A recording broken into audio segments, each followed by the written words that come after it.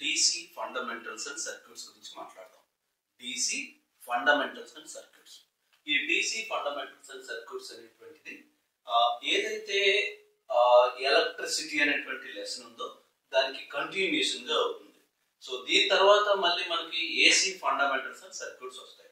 అయితే DC fundamentals and circuits గురించి మనం మాట్లాడే ముందు, సో ఈ లెసన్ లోకి ఎంటర్ అయ్యే ముందు మనం కొన్ని పారామీటర్స్ గురించి first just what is what అని తెలుసుకున్న తర్వాత లెసన్ లోకి ఆ మిడిల్ లోనే ఎంటర్ అవుతూ ఉంటాం. ఎలా ఎంటర్ అవుతామో చూద్దాం. చూసే ముందు నేను ఒక ఫ్యామిలీ గురించి మొదటిగా డిస్కస్ చేస్తాను. ఆ ఫ్యామిలీ పేరు ఏం పేరు అంటే ఎలక్ట్రికల్ ఫ్యామిలీ. Electrical family. ఏంటా ఎలక్ట్రికల్ ఫ్యామిలీ అంటే, ఎక్కడైనా ఏదైనా ఒక ఫ్యామిలీ అని మనం చెప్పాలి అని అంటే మొదటగా ఉండేటువంటి వాళ్ళు ఫాదర్, మదర్. అలానే ఎలక్ట్రికల్ లో కూడా ఫాదర్, మదర్ ఉంటారు. సెకండ్, ఓన్లీ ఫాదర్, మదర్ ఉంటేనే ఏమంటారు ఫ్యామిలీ అని అన్నాం. మళ్ళీ వాళ్ళకి పిల్లలు ఉంటే కూడా ఏమంటాము ఫ్యామిలీ అని అంటాం. సో అలానే ఇక్కడ కూడా ఏమవుతుంది అంటే ఫాదర్, మదర్ అండ్ ఒక పిల్లలు కూడా ఉన్నారు. నేను వాళ్ళు ఎవరో ఒకసారి క్లారిటీ ఇవ్వడానికి ట్రై చేస్తాను. సో నా దగ్గర ఒక ఫ్యామిలీ ఉంది. ఆ ఫ్యామిలీ ఎలక్ట్రికల్ ఫ్యామిలీ. ఈ ఫ్యామిలీలో ఎవరున్నారు అంటే ఒక ఫాదర్ ఉన్నారండి. ఇదే ఫ్యామిలీలో మరొకరు ఎవరు అని అంటే మదర్ ఉన్నారండి. సో మనం ఇన్ జనరల్ గా మన ఫ్యామిలీలో ఎలా జరుగుతుందో దాన్ని కంపేర్ చేసుకుంటూ మీరు ఇన్వాల్వ్ అవ్వగలిగితే ఈ లెసన్ అంతా డెడ్ ఈజీగా అయిపోద్ది. So father, mother. ఈ ఫాదర్ కి మదర్ కి కలిపి ముగ్గురు పిల్లలు ఉన్నారండి ఎలక్ట్రికల్ లో. ఈ ఫాదర్ కి మదర్ కి కలిపి ముగ్గురు పిల్లలు ఉన్నారు. ఒక పిల్లోడి పేరు కొడుకు. ఏం పేరు అంటే మగాడు అనుకోండి, కొడుకు. మరొక పిల్లలు ఎవరు అంటే ఇంకొక ఇద్దరు పిల్లలు ఉన్నారు. ఒకరు అమ్మాయి, పెద్ద అమ్మాయి, ఇంకొకరు చిన్న అమ్మాయి. సో ఇప్పుడు నా పాయింట్ ఏం మాట్లాడాలనుకున్నాను జాగ్రత్తగా చూడండి. ఒక ఫాదర్, మదర్ అలానే ముగ్గురు పిల్లలు ఉన్నారు. ఒక అబ్బాయి వచ్చేటప్పటికి అబ్బాయి, ఇద్దరు అమ్మాయిలు ఉన్నారు అని అనుకోండి. ఎలక్ట్రికల్ లో కూడా మనం ఇన్ జనరల్ గా మన ఫ్యామిలీలో ఒక అబ్బాయి ఎలా బిహేవ్ చేస్తాడో ఎలక్ట్రికల్ లో ఒక పారామీటర్ కూడా అలాగే బిహేవ్ చేస్తుంది. అమ్మాయిలు ఉంటే మన ఇంట్లో ఎలా బిహేవ్ చేస్తాడో అలానే ఎలక్ట్రికల్ లో కూడా బిహేవ్ చేస్తుంది. ఇప్పుడు మనం in depth of point of view లో మాట్లాడదాం. జస్ట్ జనరల్ గా మనం మాట్లాడిన తర్వాత వాట్ ఈజ్ వాట్ అని ఇద్దాం. చెప్పండి, మీకు డైలీ లైఫ్ లో మీకు ఏదైతే నీడ్స్ ఉంటాయో అంటే ఫుడ్ అనో లేదంటే మనకి తినడానికి తాగడానికి ఏవైతే ఉంటాయో ఆ రిక్వైర్మెంట్స్ అన్ని కూడా మన నోటి వరకు, కాళ్ళ వరకు, కళ్ళు వరకు లేదంటే చేతి వరకు తీసుకొచ్చేటువంటి పర్సన్ ఎవరు అని అంటే మదర్. మదర్ మన డైలీ లైఫ్. అంతేగాని మళ్ళీ ఎలా అనకూడదు. ఏమనంటే సో మా పక్కింట్లో నుండి మా ఇంట్లో మా నాన్నగారు వండుతారు, మా నాన్నగారు తెస్తారు, ఇలాంటి మాట్లాడకూడదు ఇన్ జనరల్ గా. సో మనం డైలీ లైఫ్ లో ఏం మాట్లాడుతున్నాను అంటే మన మదరే మన ఇంటి వరకు అన్ని తీసుకొస్తూ ఉంటుంది, మన ఒంటి వరకు అన్ని తీసుకొస్తుంది. సో మనం తినడానికి అన్ని తీసుకొస్తుంది. కానీ మన మదర్ ఏదైతే ఫుడ్ ప్రిపేర్ చేస్తుందో ఆ ప్రిపేర్ చేస్తున్నటువంటి ఫుడ్ ఏదైతే ఉందో ఆ ఫుడ్ అంతటికి కూడా ఎవరు సోర్సు, ఆ ఎవరి వల్ల వచ్చింది ఆ ఫుడ్ అని అంటే ఫాదర్ వల్ల. అవునా కాదా? So point is very important. Simple. ఏం మాట్లాడుతున్నాను, మదర్ మనకి డైలీ లైఫ్ లో అన్ని అరేంజ్ చేసి పెడుతుంది, వండి పెడుతుంది.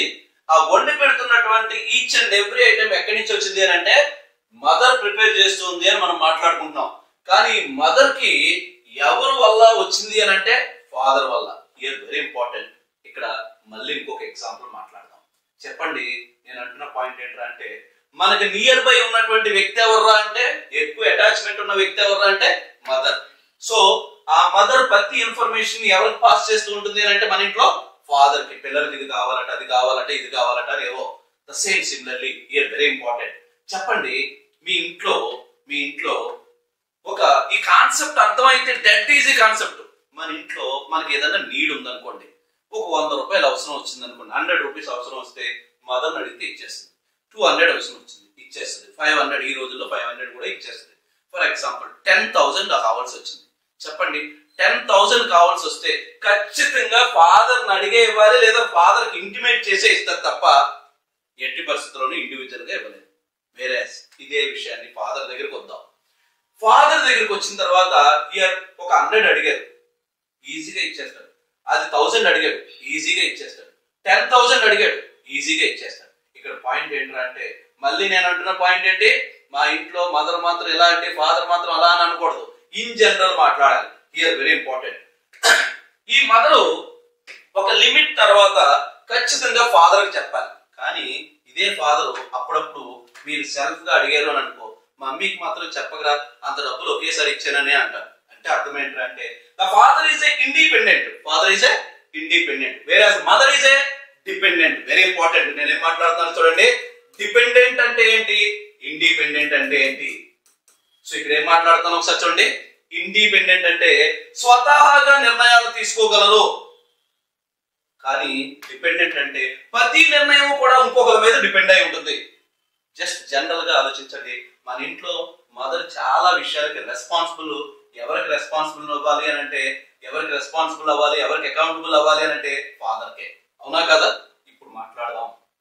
Father is a independent, mother is a dependent అని అన్నాను. ఇప్పుడు పాయింట్ ఏంటంటే ఈ ఫాదర్ నే మన భాషలో వోల్టేజ్ సోర్స్ అని అంటాం. ఈ ఫాదర్ నే ఏమంటామో వోల్టేజ్ సోర్స్ అని అంటాం.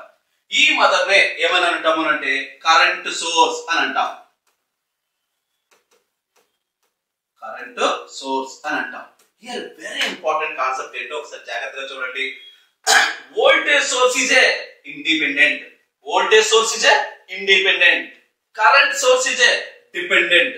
అంటే ఇక్కడ కాన్సెప్ట్ ఏంటంటే ఒక బల్బ్ ఎలగాలన్నా, ఒక ఫ్యాన్ తిరగాలన్నా, ఒక టీవీ ఆన్ అవ్వాలన్నా, ఏదైనా ఒక వస్తువు పనిచేయాలి అని అంటే ఆ వస్తువులన్నిటికీ కూడా ఏం కావాలంటే కరెంటే కావాలి. ఇప్పుడు చెప్పాం, మనం రోజు బతకాలంటే, రోజు తినాలంటే, రోజు ఉండాలంటే ఏం కావాలి, ఫుడ్ కావాలి. ఆ ఫుడ్ ప్రిపేర్ చేసేది ఎవరు అంటే మదర్ అని అన్నాం.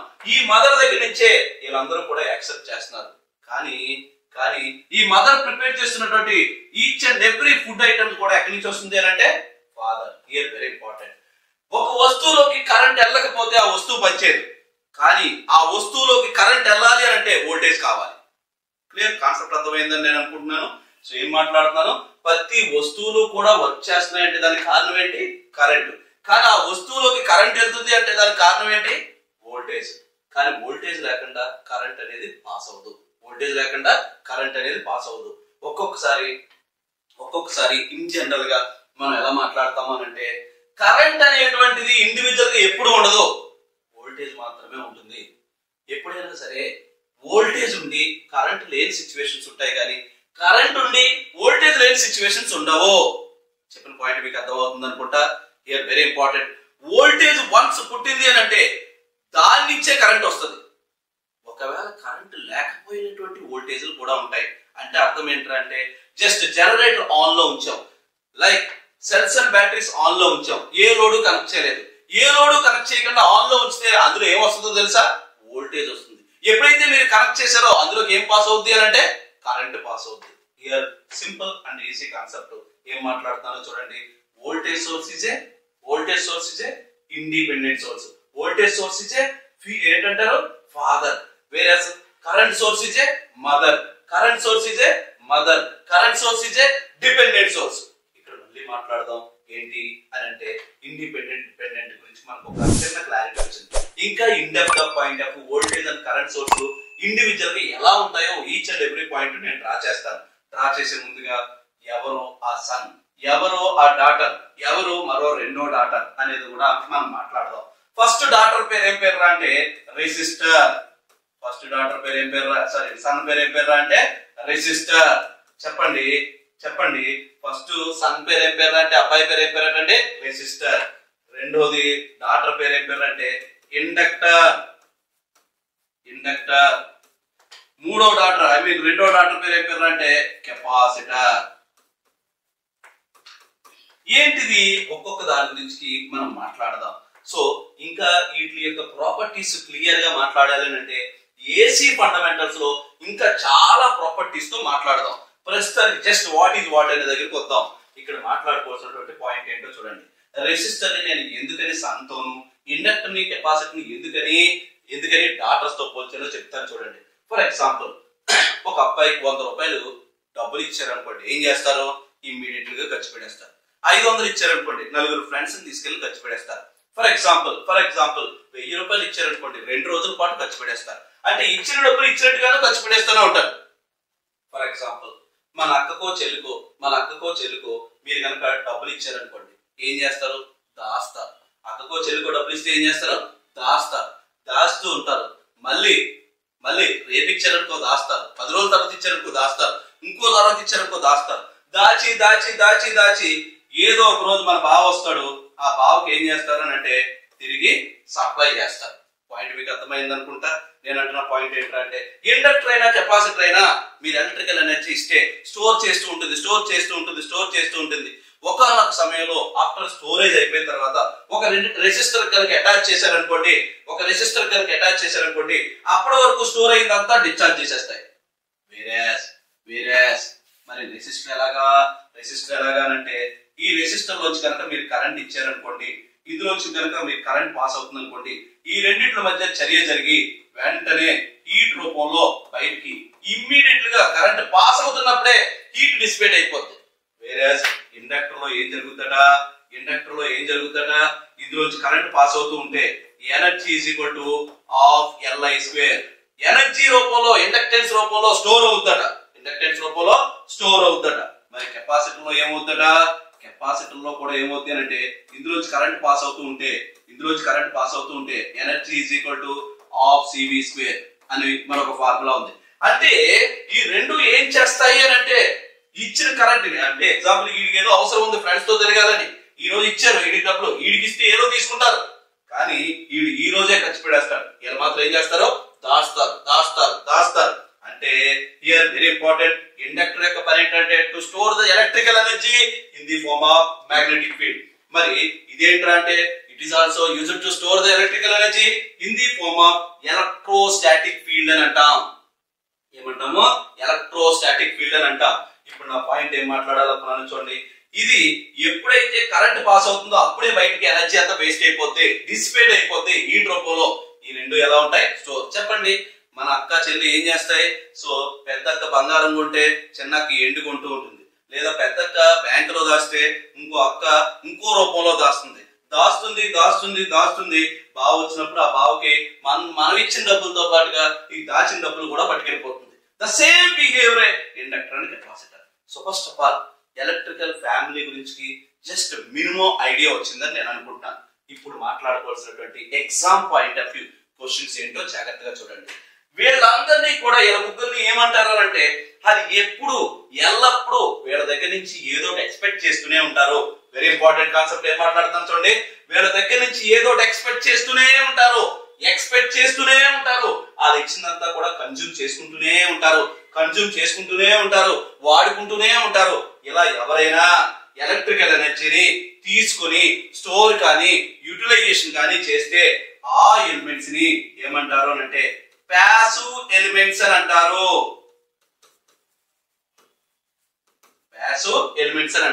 మీకు అడిగేటువంటి క్వశ్చన్ ఏంటంటే అంటే among the following which one is a passive element అని అంటాడు. Passive elements are resistor, inductor, capacitor. ఈ మూడింటిని కూడా ఏమంటారు అంటే ప్యాసివ్ ఎలిమెంట్స్ అని అంటాం. ఇక్కడ నా పాయింట్ ఏం మాట్లాడుతున్నానో జాగ్రత్తగా చూడండి. ఈ మూడింటిని కూడా ఏమంటారట? ప్యాసివ్ ఎలిమెంట్స్ అని అంటాం. మరి ఇక్కడ మాట్లాడుకోవాల్సినటువంటి మరొక ఇంపార్టెంట్ పాయింట్ ఏంటంటే ఎవరైతే వాళ్ళు నెవర్ ఎక్స్పెక్టెడ్ ఫ్రమ్ వాళ్ళ పిల్లలు ఎవరైతే ఉన్నారో వాళ్ళ చైల్డ్ ఎవరైతే ఉన్నారో వాళ్ళ నుంచి ఏమీ ఎక్స్పెక్ట్ చేయకుండా ఎప్పుడు సప్లైయే చేస్తూ ఉంటారో వాళ్ళని యాక్టివ్ ఎలిమెంట్స్ అని అంటాం. వాళ్ళని ఏమంటారో యాక్టివ్ ఎలిమెంట్స్ అని అంటాం.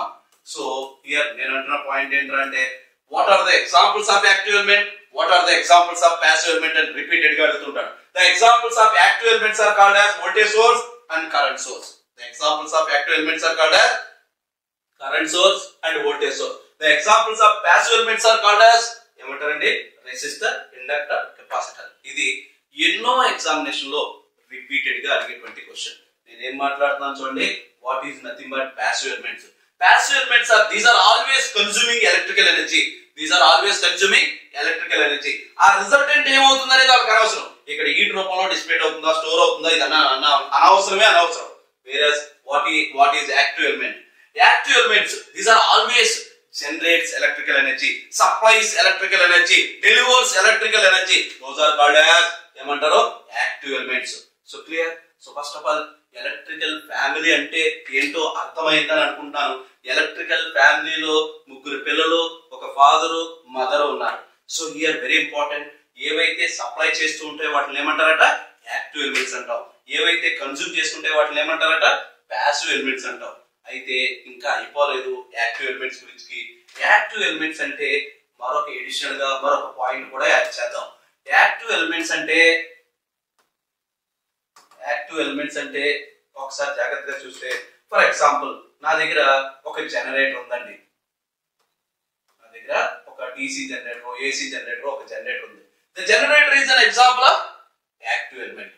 లేదా నా దగ్గర ఒక బ్యాటరీ ఉందండి. ఒక బ్యాటరీ ఉందమ్మా. సో ఇలా బ్యాటరీతో నేను ఇలా లోడ్కి ఇస్తున్నాను. So battery is an example of active element. Generator is an example of active element. అయితే వీటిని యాక్టివ్ ఎలిమెంట్స్ అని మనం మాట్లాడాము, కానీ ఒక్కొక్కసారి జాగ్రత్తగా చూడండి. హియర్ నేను అంటున్న పాయింట్ ఏంటంటే, నా దగ్గర ఒక జనరేటర్, ఆల్టర్నేటర్ ఏదో ఒకటి ఉంది.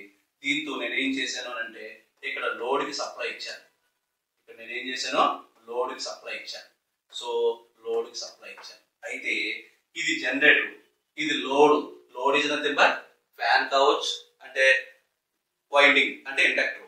సో లేదా రెసిస్టర్ కావచ్చు, హీటరో, బల్బో, ఏదో సంథింగ్, ఏదో ఒక లోడ్ అనుకోండి. ఇక్కడి నుంచి సప్లై అవుతుంది. ఇక్కడ జాగ్రత్తగా చూడండి, ఈ మధ్యలో ఒక మీడియేటర్ ఉంది. ఈ మీడియేటర్ ని ఏమంటాం అంటే కండక్టర్ అని అంటాం.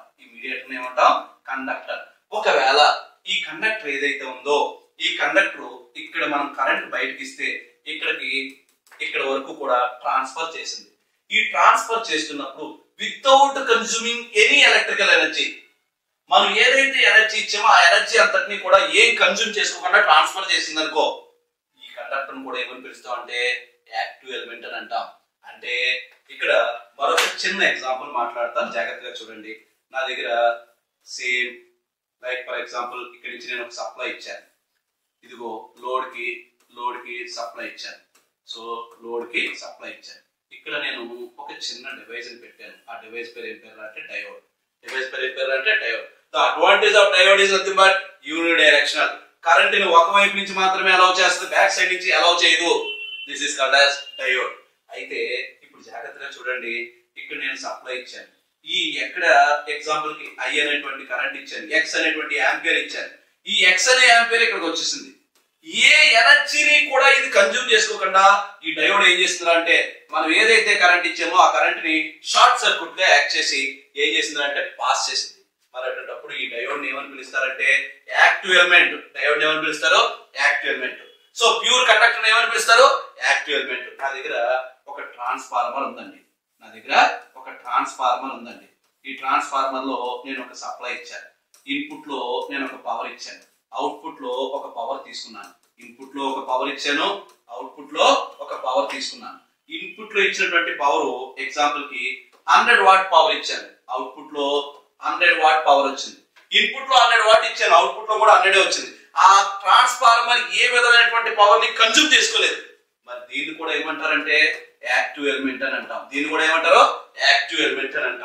అంటే ఏదైనా ఒక ఎలిమెంట్ ఎలక్ట్రికల్ ఎనర్జీని జనరేట్ చేయాలనేమీ లేదు, సప్లై చేయాలనేమీ లేదు, జస్ట్ ట్రాన్స్ఫర్ చేస్తూ without consuming any electrical energy, those type of elements is also called as ఏమనాలి అంటే యాక్టివ్ ఎలిమెంట్స్ అని అంటాం. అంటే ఏం మాట్లాడుతున్నానో చూడండి. మనం యాక్టివ్ ఎలిమెంట్స్ అని వేటిని అంటాము అని అంటే, ఒకటి వోల్టేజ్ సోర్స్, రెండు కరెంట్ సోర్స్, దీంతో పాటుగా డయోడ్, దీంతో పాటుగా ట్రాన్సిస్టర్. ఇలాంటి ఎలక్ట్రానిక్ కాంపోనెంట్స్ కూడా ఏమని పిలుస్తారంటే యాక్టివ్ ఎలిమెంట్స్ అని అంటాం. లైక్ ఐడియల్ ట్రాన్స్ఫార్మర్, ఏంటంటే ఐడియల్ కండక్టర్, వీటిలన్నిటిని కూడా ఏమంటారు అంటే యాక్టివ్ ఎలిమెంట్స్ అంటాం. సో ఇప్పుడు కన్క్లూజన్ కొద్దాం. What is nothing but active elements? Active elements are these are always generates, supplies or transfers electrical energy without consumption. ఏ విధమైనటువంటి ఎనర్జీని కన్జ్యూమ్ చేసుకోకుండా జనరేట్ కానీ ట్రాన్స్ఫర్ కానీ కొత్తగా పవర్ డిస్ట్రిబ్యూట్ కానీ ఏవైనా చేస్తే ఆ చేసేవన్నిటిని కూడా ఏమంటారంటే యాక్టివ్ ఎలిమెంట్స్ అని అంటాం. This is the very important. So ఇప్పుడు మనకి what are the examples of active elements అని అంటూ ఉంటాడు. The example of active elements are called as voltage source, current source, diode, transistor, ideal transformer, ideal conductor, etcetera. Whereas passive elements, what are the examples of passive elements అని అంటారు. So the examples of passive elements are called as simple and easy. The passive elements are always resistor, inductor and capacitor. So resistor, inductor, capacitor అని మీకు direct గా ఉందనుకోండి అదే answer అవుతుంది. అలా కాకుండా మీకు హీటర్ అని ఇచ్చాడు, heater is an example of resistor. Soldering rod అని ఇచ్చాడు, soldering rod heating element అని ఇచ్చాడు. So this is an example of, like for example ఇంకా ఏవో ఐరన్ బాక్స్ అని ఇచ్చాడు. ఇవన్నీ కూడా దేనికి ఎగ్జాంపుల్? ఫిలమెంట్ ల్యాంప్ అని ఇచ్చాడు. ఇవన్నీ కూడా దేనికి ఎగ్జాంపుల్స్ అంటే రెసిస్టర్స్ అవుతాయి. వేరే ఇండక్టర్ విషయానికి వద్దాం. ఇండక్టర్ అంటే అర్థం ఏంటి? మోటార్ అని చెప్పాడు. ఏదో మోటార్ అంటే ఆ మోటార్ లో ఏముంటది అంటే వైండింగే ఉంటది. ఏదో మోటార్ పేరు చెప్పాడు, ఆ మోటార్ పేర్లు అన్ని చెప్పాడు. ఆ మోటార్లు అన్ని కూడా ఏమవుతుంది అంటే వైండింగే ఉంటుంది. మన దగ్గర కొన్ని హీటింగ్స్ ఉంటాయండి. ఆ హీటింగ్స్ ఏంటంటే డైఎలక్ట్రిక్ హీటింగ్. డైఎలక్ట్రిక్ హీటింగ్ అనేటువంటిది tobacco, paper, wood, PVC, rubber ఇలాంటి వాటిని హీట్ చేసి ఇంకొక షేప్ లో తీసుకురావడానికి ఒక హీటింగ్ ప్రాసెస్ వాడతారు. ఒక ఇండస్ట్రీ ఉంటుంది, ఒక మిషనరీ ఉంటుంది. ఆ మిషనరీనే డైఎలక్ట్రిక్ హీటింగ్ అని అంటాం. ఆ లోడ్ ఉన్నప్పుడు పవర్ ఫ్యాక్టర్ అనేది ఏదో డిఫరెంట్ గా ఉంటుందని మాట్లాడతాం. అలాంటి లోడ్స్ ఏం చెప్పినా సరే ఇది ప్యాసివ్ ఎలిమెంట్స్ అవుతుంది. అంటే ఎలిమెంట్స్ పేరైనా చెప్పొచ్చు, లోడ్ పేరైనా చెప్పొచ్చు. లోడ్ పేరు చెప్తే ఖచ్చితంగా అది కెపాసిటర్ లోడా, ఇండక్టర్ లోడా, ఏ లోడ్ అయినా లోడ్ అయితే చాలు. లోడ్ అన్ని కూడా ఏం చేస్తాయి? Consuming electrical energy.